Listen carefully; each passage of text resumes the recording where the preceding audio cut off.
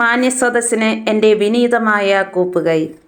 ദർശന service സൊസൈറ്റിയുടെ YouTube പ്രോഗ്രാമിലെ അവർ lady of Soros ഗ്രൂപ്പിൻ്റെ പ്രസംഗ മത്സരത്തിൽ എൻ്റെ അമ്മ എന്ന വിഷയത്തെപ്പറ്റിയാണ് ഞാൻ സംസാരിക്കുന്നത്. മലയാള ഭാഷയിലെ ഏറ്റവും സുന്ദരമായ പദം ഏതാണെന്ന് ചോദിച്ചാൽ കൂടുതൽ പേരും പറയുക അമ്മ എന്ന വാക്കായിരിക്കും.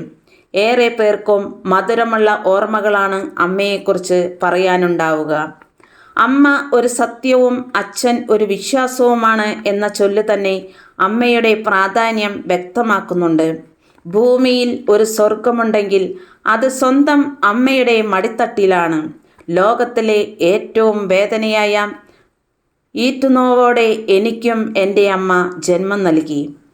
ഈ ഭൂമിയിൽ പിറന്നു വീണ ഏതൊരു വ്യക്തിക്കും ഏറ്റവും കൂടുതൽ ബന്ധമുള്ളത് അമ്മയോടായിരിക്കും. അതെ, ആദ്യമായി കേട്ട എൻ്റെ അമ്മയുടെ താരാട്ടുപാട്ടും കവിളിൽ കിട്ടിയ എൻ്റെ അമ്മയുടെ ആദ്യത്തെ പൊന്മുത്തവും ആദ്യ രുചിയായി നാവിലൂടെ അലിഞ്ഞിറങ്ങിയ അമ്മിഞ്ഞ പാലുമെല്ലാം എൻ്റെ അമ്മ എന്ന മഹാസത്യത്തിൻ്റെ തൂവൽ സ്പർശനങ്ങളാണ്.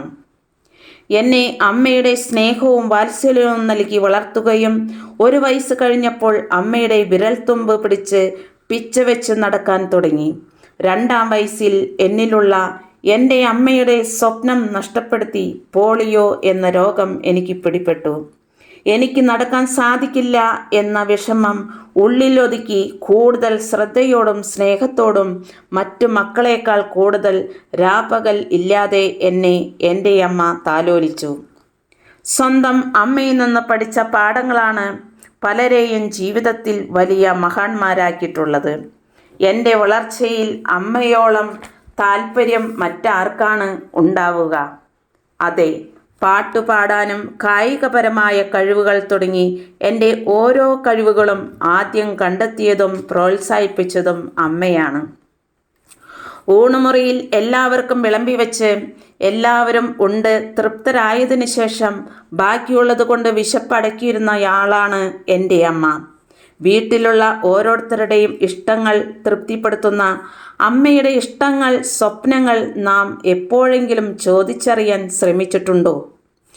എനിക്കോ മക്കളിൽ ആർക്കെങ്കിലും ഒരു പനിയോ ജലദോഷമോ വന്നാൽ ഡോക്ടറെ കാണുന്നതിനും മരുന്ന് കൊടുക്കുന്നതിനും വേവലാതിയോടെ തിടുക്കം കൂട്ടുന്ന അമ്മ.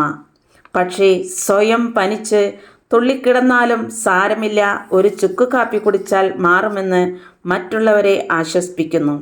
അതെ, സഹനത്തിൻ്റെയും ത്യാഗത്തിൻ്റെയും സ്നേഹത്തിൻ്റെയും മൂർത്തിഭാവമാണ് അമ്മ. ഏതു പ്രതിസന്ധികളിലും നമ്മൾ ആശ്വാസം തേടി എത്തുന്നതും അമ്മ എന്ന ആ 2 അക്ഷരത്തിലാണ്. മത്സരങ്ങളുടെ ഈ കാലഘട്ടത്തിൽ നമ്മുടെ തെറ്റുകളും വീഴ്ചകളും ആഘോഷിക്കപ്പെടുന്ന ഈ സമൂഹത്തിൽ നമ്മുടെ ഉയർച്ചയ്ക്ക് വേണ്ടി സ്വന്തം ആഗ്രഹങ്ങളും സ്വപ്നങ്ങളും ബലികൊടുത്ത് തളരാതെ മുന്നോട്ട് നയിക്കുന്ന ഒരു ശക്തിയുണ്ടെങ്കിൽ അത് സ്വന്തം അമ്മയായിരിക്കും. കുടുംബത്തിനു വേണ്ടി എരിഞ്ഞില്ലാതാകുന്ന ആ പൊൻവിളക്കിനെ ദൈവസന്നിധിയിലെ നിലവിളക്ക് പോലെ ആദരവോടെ സംരക്ഷിക്കണം നമ്മൾ. അവസാന ശ്വാസം വരെ നെഞ്ചോട് ചേർത്ത് പിടിച്ച് മാതൃത്വത്തിന് അന്തസ്സും അഭിമാനവുമുള്ള ജീവിതം നൽകാൻ നാം ഓരോരുത്തരും പരിശ്രമിക്കണം. ഏതു വ്യക്തിയെയും ഏറ്റവും കൂടുതൽ സ്വാധീനിച്ച വ്യക്തികളിലൊന്ന് സ്വന്തം അമ്മ തന്നെയായിരിക്കും. അതുകൊണ്ടാണ് എബ്രഹാം ലിങ്കൻ പറഞ്ഞത്, ലോകത്ത് ഞാൻ വായിച്ച ഏറ്റവും വലിയ പുസ്തകം എൻ്റെ അമ്മയാണ് എന്ന്. മാതൃസ്നേഹത്തിന് പകരം വയ്ക്കാൻ ഈ ഭൂമിയിൽ വേറെ ഒന്നുമില്ല. ഇന്ന് ഞാൻ നിങ്ങൾക്ക് മുന്നിൽ നിൽക്കാൻ കാരണമായതും ഒരമ്മയാണ്.